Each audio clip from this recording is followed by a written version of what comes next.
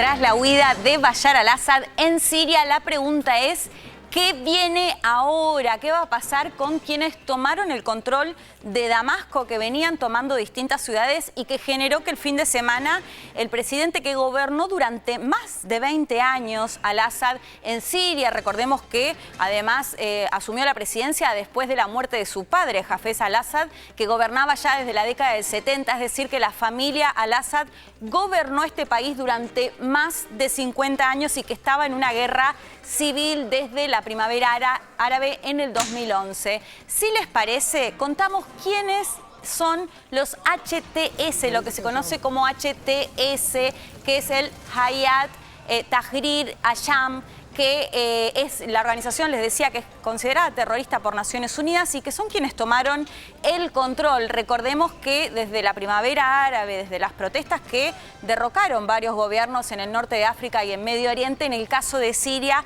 Bashar al-Assad se mantuvo, al menos tenía el control, se calculaba, de un 70% del país. Pero lo que hay que remarcar es que la insurgencia en Siria no es homogénea, pero quienes están detrás de la toma del control es el HTS, como les decía, Organización para la Liberación del Levante, es lo que significa en español.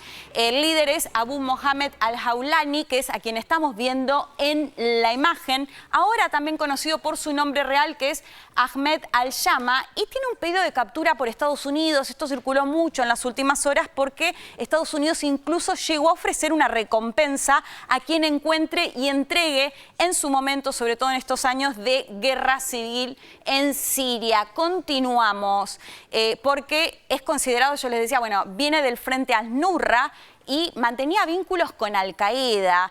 Por eso es justamente que se lo considera una organización terrorista, más allá de que después establecieron sus diferencias. Les decía, considerado un grupo terrorista, y fueron quienes lograron el derrocamiento de Bashar al-Assad este fin de semana. La pregunta que surge ahora, porque en las últimas entrevistas este líder de HTS, que ya incluso nominó a un primer ministro, se mostró mucho más moderado, incluso cambió su vestimenta. Lo que se puede ver también es la bandera, que no es una bandera nueva porque es una bandera considerada de la independencia cuando Siria fue colonia francesa. Si les parece, compartimos parte de lo que decía este líder del HTS, líder y figura ahora del control en Siria. Compartimos lo que decía. هو في الشباب عندهم صار خبرة كثير عالية، يعني بدأوا العمل من لا شيء. يعني صحيح منطقة إدلب صغيرة وكذا بدون موارد، بس يعني الحمد لله حسنا نعمل فيها شيء كثير كبير خلال الفترة الماضية. فراح تشوف في خبرات، يعني ما إنه قضية هي ما صفر يعني. ففي ملفات عندهم مستويات نجاح فيها عالية يعني متفاوتة يعني. مع ذلك نحن ما عندنا استغناء عن الحالة القديمة.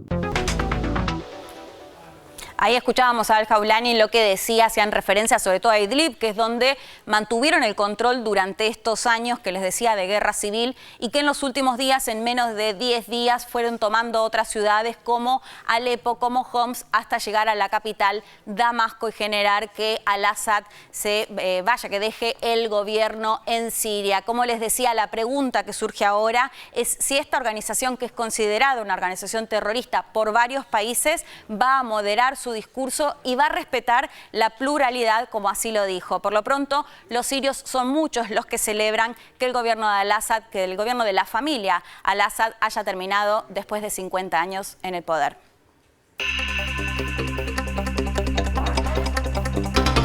Ucrania pide garantías para una tregua.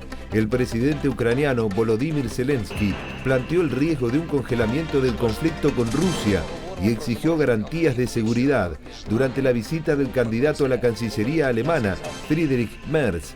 En la oportunidad, Zelensky dijo en Kiev que nadie quiere poner fin a la guerra más que nosotros.